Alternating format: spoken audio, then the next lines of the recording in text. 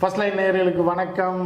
இப்போது இந்த நிகழ்ச்சி எப்படின்னா ரொம்ப நாளைக்கு அப்புறம் கிட்டத்தட்ட ஒரு வருஷத்துக்கு அப்புறம் அரபிக் குத்து அப்படின்னு ஒரு தொடர் நம்ம போட்டோம். நீங்கள் பார்த்துருப்பீங்க, ரொம்ப ரசித்து பார்த்தீங்க. கிட்டத்தட்ட அரபு நாடுகளை பற்றி பல்வேறு தகவல்களை இப்போ உங்கள்கிட்ட அந்த நிகழ்ச்சி வாயிலாக பகிர்ந்துக்கிட்டோம். ஸோ மீண்டும் அரபிக் குத்து சீசன் 2 அப்படின்ற மாதிரியான அரபு நாட்டில் தற்போது நடக்கக்கூடிய விஷயங்கள், அங்கிருந்து வெளிவராத தகவல்களை நம்மோடு பகிர்ந்து கொள்வதற்காக திரைப்பட தயாரிப்பாளரும் இயக்குனருமான மற்றும் அரபு நாடுகளில் கிட்டத்தட்ட ஒரு 20 வருடங்களுக்கு மேல் அந்த நாடுகளில் வர்த்தகம் செய்து வந்தும் பணியாற்றி வந்தவருமான திரு கசாலி அவர்கள் வந்திருக்கிறார்கள். வணக்கம் திரு கசாலி சார். வணக்கம். எப்படி இருக்கீங்க? நல்லா இருக்கேன். இது ரொம்ப ஆல்மோஸ்ட் ஒரு வருஷம் ஆச்சு. ஒரு வருஷம் ஆகும்போது ஒரு 9 எபிசோடு பண்ணோம். பயங்கரமான வரவேற்பு நல்லா இருந்துச்சு. நிறைய கருத்துக்கள்லாம் மாறி மாறி அப்புறம் அங்கே இருக்கிறவங்க லைவாக இருக்கிறவங்க அவங்களும் சில கருத்துக்கள்லாம் சொல்லி நல்லா இருந்தது. ஆமாம், அங்கே விஷயங்களை இப்போ என்ன அப்படின்னு பார்த்தீங்கன்னா ரொம்ப முக்கியமான ஒரு 3 விஷயத்தை பார்க்க போகிறோம். இப்போ நம்ம முதல் பகுதியில் எப்படின்னா நம்ம சைகா மெஹரா, அந்த துபாயோட இளவரசி என்று அழைக்கக்கூடியவர் சாதாரணமாக இப்போ இஸ்லாமியர்கள் பொறுத்தளவுக்கு ஒரு இது சொல்லுவாங்க, என்னென்னா தலாக் தலாக் தலாக்னு 3 டைம் சொல்லிட்டாலே டைவர்ஸ் அப்படின்ற மாதிரி ஒரு தவறான ஒரு விஷயம் இருக்குது. அப்படி பண்ண முடியாது அப்படின்றது இருக்குது. அது நம்ம பல அளவுக்கு பேசியிருக்கோம். ஸோ இப்போ இந்த அம்மா என்ன பண்ணாங்க, ரொம்ப அட்வான்ஸாக போய் இந்த லேடிஸ் இது வரைக்கும் பண்ணதா அரபு சரித்திரத்திலே கேள்விப்பட்டதில்லை. இல்லை பண்ணியிருக்காங்க. இல்லை இந்த மாதிரி இன்ஸ்டாகிராம் வாட்ஸ்அப்லலாம் சோசியல் மீடியா மூலமாக முன்னாடி சில நேரம் என்ன செய்வோம்னா, பாகிஸ்தானில் பாகிஸ்தான் இங்கே வேலை பார்த்துட்டு இருப்பான், மனைவி இங்கே பாகிஸ்தானில் இருப்பாங்க, வாட்ஸ்அப்பில் தலாக் சொன்னாங்க. அதுதான் சர்ச்சைக்குள்ளான சொன்னாங்க. இது ரெண்டுமே அரச குடும்பம், நாட்டை ஆளக்கூடிய பிரதமருடைய மக இந்த மெஹரா, அதே மாதிரி அவர் இளவரசர். ஸோ இதை எப்படி நம்ம புரிஞ்சுக்கிறது? இந்த அம்மா பார்த்தா இன்ஸ்டாகிராமில் 3 முறை நான் உங்களை டைவர்ஸ் பண்ணுறேன், அதான் தலாக் தலாக் தலாக்ன்றத இங்கிலீஷில் டைவர்ஸ் பண்ணுறேன், சேஃப்டியாக இருங்க, நல்லா இருங்க, ஏனென்றால் உங்களுக்கு பல்வேறு தொடர்புகள் இருப்பதால் நீங்கள் பிஸியாகவே இருங்க, ஆனால் நான் உங்களை விட்டு பிரியிறேன் அப்படின்னு சொல்லி இன்ஸ்டாகிராமில் போட்டிருக்காப்புல. இது எப்படி அந்த நாட்டில் ஜீரணிக்க முடியும்? இதை 2-3 விஷயமா டீட்டெயில்டாக சொன்னால் கொஞ்சம் புரியும் நினைக்கிறேன். அதாவது தலாக் அப்படிங்கிறது ஆண்கள் பெண்களை டைவர்ஸ் பண்ணுறதுக்கு தலாக், பெண்கள் ஆண்களை டைவர்ஸ் பண்ணுறது குலா. அரபிக் சொல்லுதான். ரெண்டுமே எனக்கு பிடிக்கல, நான் பிரிஞ்சுக்கிறோம் அப்படிங்கிறது தான். இதில் முக்கியமான விஷயம் என்னென்னா, இவங்க ரூலர் ஃபேமிலி. Okay, Sheikha. அதாவது இதில் எல்லா அரப்ஸும் ஷேக் இல்லை. அதை பற்றி நீங்கள் சொல்லுங்கள். ஏன்னா ரூலர் ஃபேமிலியில் யார் அங்கே ஆட்சி, எல்லாருமே ஒரே மாதிரி ட்ரெஸ் போட்டிருக்காங்க. ஆமாம், யார் மன்னராக முடியும்? ஏன்னா மன்னர் ஆட்சி தான் நடந்துகிட்டு இருக்கு, ஜனநாயக ஆட்சி இல்லை, எலெக்ஷன் இல்லை. இப்படி ஒரே வாழையடி வாழையாக ஒருத்தர் தான் வருவாங்களா? இப்போ இந்த அம்மையார் இவருடைய அப்பா பிரதமர்ன்றாங்க, யுஏஇக்கு பிரதமர், துபாய்க்கு ரூலர் அப்படின்றாங்க, ஆட்சியாளர். அவருடைய மக இவங்க வீட்டிலேயே பார்த்தா 20க்கு மேற்பட்ட பிள்ளைங்க இருக்குன்றாங்க. மனைவிகளே அவருக்கு 5-6 மனைவிகள் இருந்தால் சொல்கிறாங்க. அதை பற்றி கொஞ்சம் விளக்கம். எப்படின்னா, ஃபேமிலியில் ராயல் ஃபேமிலினா ஷேக் ஃபேமிலி. அந்த ஷேக் ஃபேமிலிங்கிறது ஆரம்ப காலகட்டத்தில் யார் அந்த நாட்டை கேப்சர் பண்ணி பிடிச்சி ஆட்சி பண்ண ஆரம்பித்தாங்களோ அவங்க குடும்பம் ஷேக் குடும்பம். மற்றவங்களாம் பிரஜைகள். ஓகே, ஆனால் அவங்க சொந்தமாக பெரிய தொழில் பண்ணுவாங்க, நிறுவனம் வச்சுருப்பாங்க, எல்லாம் வச்சுருப்பாங்க. உதாரணத்துக்கு அல்குரேர் ஃபேமிலி அப்படின்னா, இப்போ அல்குரேர் அப்படின்னா நமக்கும் தமிழ்நாட்டுக்கும் அல்குரேருக்கும் ஒரு பெரிய கனெக்ஷன் உண்டு. என்ன உண்டுன்னா, ஈடிஎன்னு ஒரு கம்பெனி கீழக்கரை, நம்ம பிஎஸ் அப்துல் ரஹ்மான் இந்த கிரசன்ட் காலேஜ் இருக்கு இல்லையா, அவங்களோட சேர்ந்து கம்பைன் பண்ணி கம்பெனி வச்சுருந்தது அல்குரேர். அந்த அல்குரேர் ஃபேமிலி பெரிய ரிச் ஃபேமிலி. ஆனால் அவங்களால எந்த காலத்துலேயும் துபாயை ரூல் பண்ண முடியாது. ஸோ சில துபாய் ஷேக்குகளை விட இவங்க பணக்காரங்க. அதே மாதிரி அல் ஃபுத்தேன், அல் நபூதா இப்படின்னு சொல்லி பெரிய பெரிய ஃபேமிலிஸ் இருக்காங்க, பெரிய பணக்கார ஃபேமிலி. இப்போ நம்ம ஊர் ஜனநாயகத்தில் யார் வேணாலும் ஆட்சியாளராக ஆக முடியும். அங்கே யார் வேணாலும் ஆட்சியாளர் ஆக முடியாது. பிஸ்னஸ் பண்ணலாம், பணம் சம்பாதிக்கலாம், பெரிய ராயல் வாழ்க்கை வாழலாமே ஒழிய அதிகாரம் ஆட்சி அதிகாரம் கையில் இருக்காது.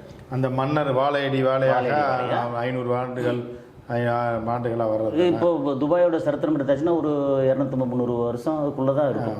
அதுக்கு முன்னாடி யார் மன்னராக இருந்தாரோ அந்த லாஸ்ட் மன்னர்ல இப்போ அந்த ஷேக் மக்தும் அப்படின்னு முன்னாடி ஆரம்பிச்சு வச்சுக்கோங்களேன்.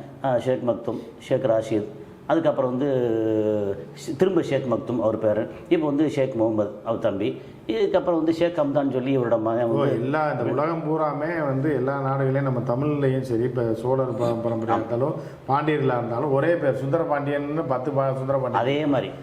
இதில் வந்து பார்த்தீங்கன்னா நம்ம வந்து இதை எப்படி புரிஞ்சுக்கிறது அப்படின்னா, இவங்க வந்து ஷேக்கா மஹரா பின்ட் முகமது, பின் அப்படின்னா மகன், பின்ட் அப்படின்னா மகன், அந்த மாதிரி. அந்த முகமதுக்கு அப்பா வந்து ஷேக் ராஷித், அவங்க அப்பா ஷேக் மக்தும், அப்படி வரிசை அப்படி அது போட்டால் தான் இந்த ரூட்டில் வருது. இப்போ இந்த ஷேக்கா மஹரா இருக்காங்க இல்லையா, அவங்களோட ஹஸ்பண்டும் வந்து ஷேக் ஃபேமிலி. ஆனால் அவர் ஒரு இளவரசர் இல்லை, இளவரசர் வந்து ஷேக் முகமதோட மகன், அவர் இளவரசர். ஆனால் ஷேக் ஃபேமிலி.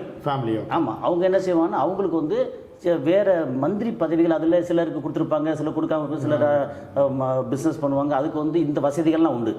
ஆனால் ரூலர் வந்து ஷேக் முகமது. இப்போ ஷேக் முகமதுக்கு வந்து 26 பிள்ளைகள். 26 பிள்ளைன்னா இப்போ எத்தனை மனைவி வந்து இப்போ கரண்ட் எத்தனை மனைவியும் தெரியாது. இதில் முக்கியமாக இப்போ டைவர்ஸ் பண்ணாங்க இல்லையா, இந்த லேடி ஷேக் மஹரா இருக்காங்க இல்லையா, இவங்களோட அப்பா வந்து ஷேக் முகமது ரூலர், அம்மா வந்து கிரேக்கத்தை சேர்ந்தவங்க, கிரீக் நாட்டை சேர்ந்தவங்க. இப்போ வந்து கூட இல்லை, டைவர்ஸ்டு. ஓகே. அந்த முகம் பார்த்தீங்கன்னா அரப் முகத்திலேயே வந்து கொஞ்சம் வித்தியாசமா இருக்கும். அதுதான் ஃபேஸ் பார்த்தாலே ஒரு வெஸ்டர்ன் ஃபேஸ்மா ஒரு வித்தியாசமா இருக்கு. எப்பவுமே வந்து அரபு நாட்டுக்கும் யூரோப்புக்கும் இடையில வந்து கிராஸாக இருக்கிறது வந்து டர்க்கி. ஆமாம், துருக்கி. அந்த துருக்கி பக்கத்தில் வந்து அந்த பக்கம் பார்த்தீங்கன்னா நீங்கள் வந்து ஸ்பெயினாக இருக்கும், ஜோர்டான் பக்கத்தில் கிரீக்கு, இந்த மாதிரி இருக்கும் இல்லையா. அப்போது இவங்க வந்து கல்யாணம் பண்ணுறது, இப்போ அரப்ஸில் நிறைய செல்வம் வந்துருச்சுன்னா யார் வேணாலும் வந்து நிறைய கல்யாணம் பண்ணுவாங்க. ஆனால் அதிகபட்சம் வந்து 4 மனைவி இருக்கலாம், அப்புறம் வந்து டைவர்ஸ் பண்ணுவாங்க. இது சாதாரணமாக நடக்கிறது. இப்போ 4 மனைவிகள்ங்கிறது அந்த காலத்தில் போரிட்டு 18 வயசு 20 வயசுக்குள்ள உள்ள ஆண்கள் வந்து செத்து போகிறாங்க போரில். ஏன்னா முன்னாடி வந்து வேல் வச்சு சண்டை போடுவாங்க. செத்து போயிட்டு இப்போ 13-14 வயசு கல்யாணம் பண்ணியிருப்பாங்க. அவங்க பொண்டாட்டி என்ன செய்வாங்க, அப்போ வந்து விதவைகளாக ஏகப்பட்ட விதவைகள் இருப்பாங்க. விதவைகள் அவங்க என்ன பாவம் பண்ணாங்க, அவங்களுக்கு வாழ்க்கை வேணுமே. இப்போ அங்கே வந்து நேர்ந்துறதுக்கு கோயில் கிடையாது. அப்போ என்ன சொன்னாங்க, நீங்கள் வந்து உனக்கு தெம்பு இருக்கிறது, அதாவது உடலாலும் பணத்தாலும் வசதியாலும் வந்து ஈக்குவலாக ட்ரீட் பண்ண முடிஞ்சதுன்னா 4 பேர் அதிகபட்சம் கல்யாணம் பண்ணிக்கலாம். அந்த காலத்தில் வந்து உடல் வலிவு எல்லாமே இருந்தது. அதே மாதிரி பொருளாலும் வசதியாலும் ஏன் சொல்கிறோம் அப்படின்னா, நம்ம ஊரில் வந்து மணமகனுக்கு மணமகள், பெண் வந்து பெண்ணோட அப்பா வந்து பணத்தை கொடுத்து டவுரி கொடுத்து பண்ணுவாங்க. அங்கே வந்து எப்படின்னா அந்த மகன் வந்து மணமகளோட அப்பாவுக்கு டவுரி கொடுத்து, அது மகர், அதை கொடுத்து அந்த பொண்ணை வந்து வீட்டுக்கு கூட்டு வரணும் அப்படிங்கிறது. அப்போது நிறைய சம்பாதிச்சா தான் வந்து 4 பேர் வரைக்கும் வச்சுக்கணும். ஒரு வீடு கட்டினா 4 பேருக்கும் அதே மாதிரி வீடு கட்டி கொடுக்கணும். அப்படின்னு எல்லா வசதியும் பண்ண முடிஞ்சாதான் அப்படிங்கிறது. இப்போ வந்து இவங்க கல்யாணங்கிறது பெரிய ராயல் ஃபேமிலி. ஸோ போன வருஷம் மே மாதம் வந்து கல்யாணம் பண்ணாங்க. இப்போ வந்து 2 மாதத்துக்கு முன்னாடி வந்து ஒரு அழகான பெண் குழந்தை பிறந்தது. அதான் இப்போ என்னென்னா 2 மாதத்துக்கு முன்னாடி தான் ஒரு குழந்தை பிறந்திருக்கு. அதற்குள்ளே இது இருக்குது. இதில் என்ன குழப்பமாக இருக்குன்னா, இந்த அம்மையாரே 21 பிள்ளையில் ஒரு 26 பிள்ளையில் 26 இவங்க அப்பாவுக்கு 26 குழந்தைகள். அதில் ஒன்று தான் இந்த அம்மா மகரா. அவருக்கு ஏற்கனவே 4-6 மனைவிகளோ இருக்காங்க.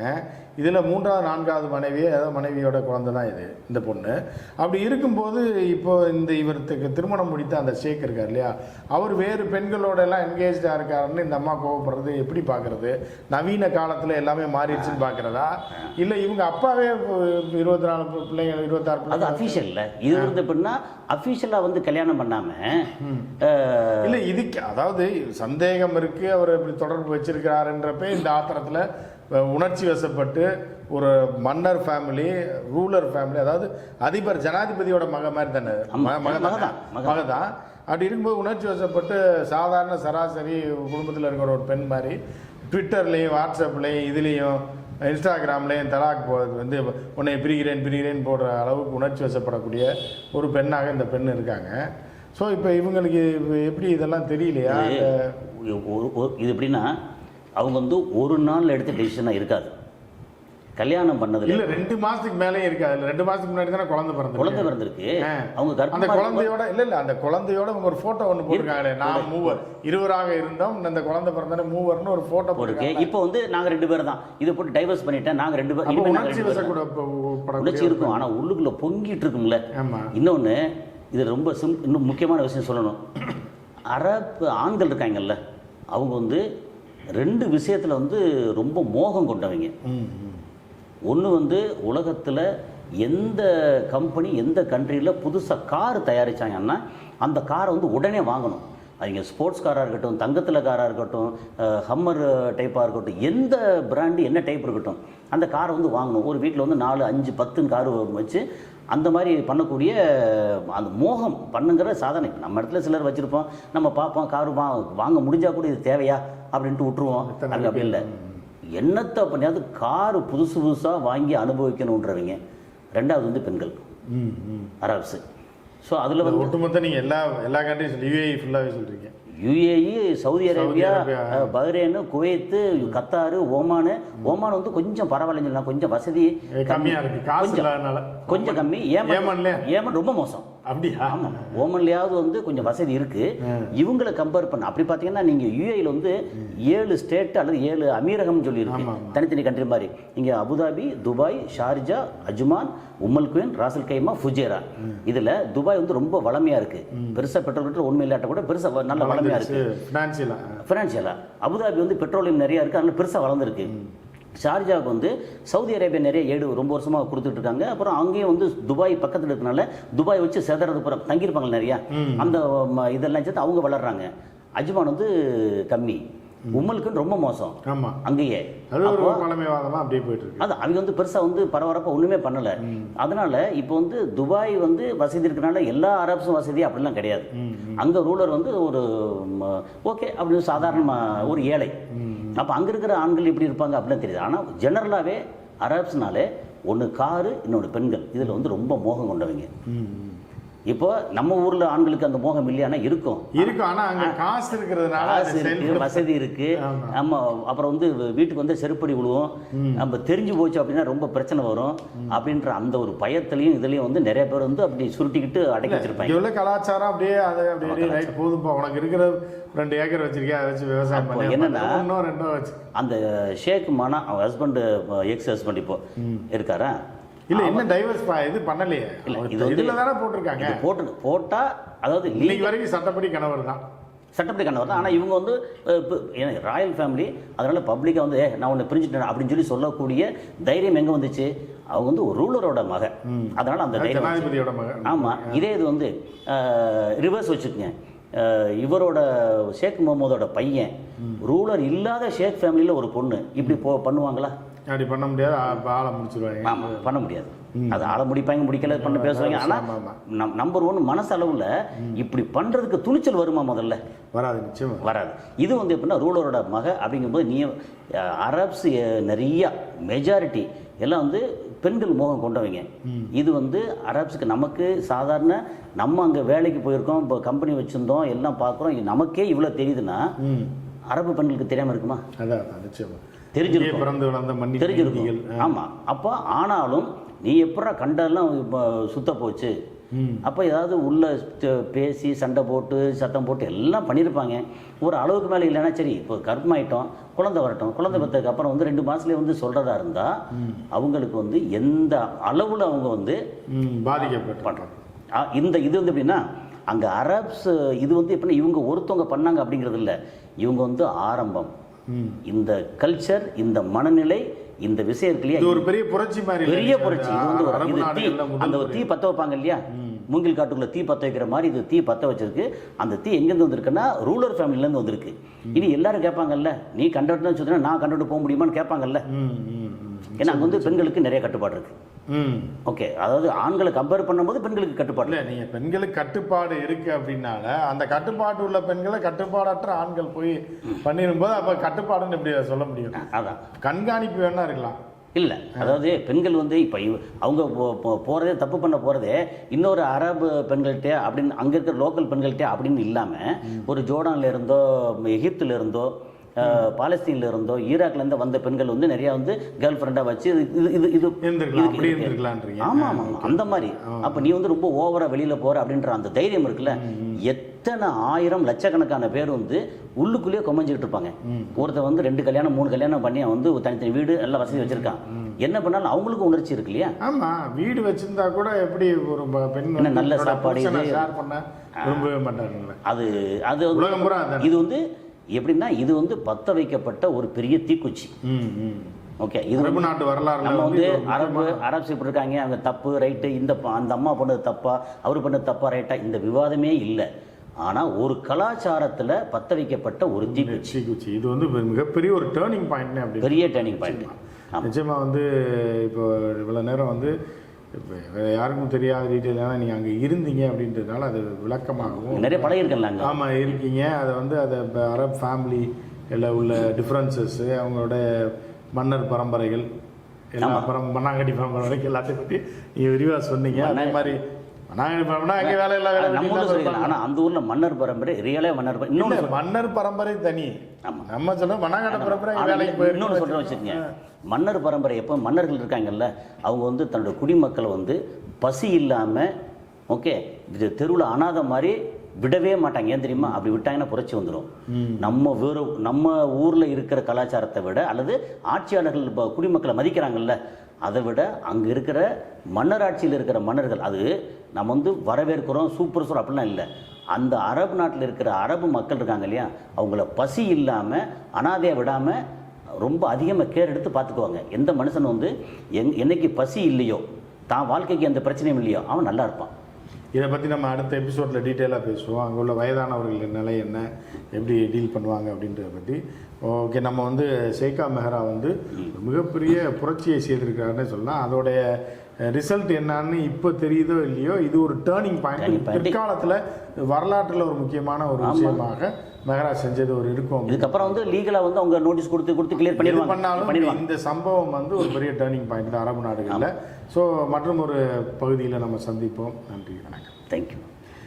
திரு கசாலி அவர்கள் வந்து டீட்டெயிலாக சொன்னார்.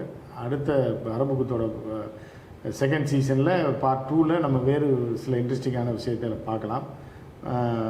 நன்றி, வணக்கம்.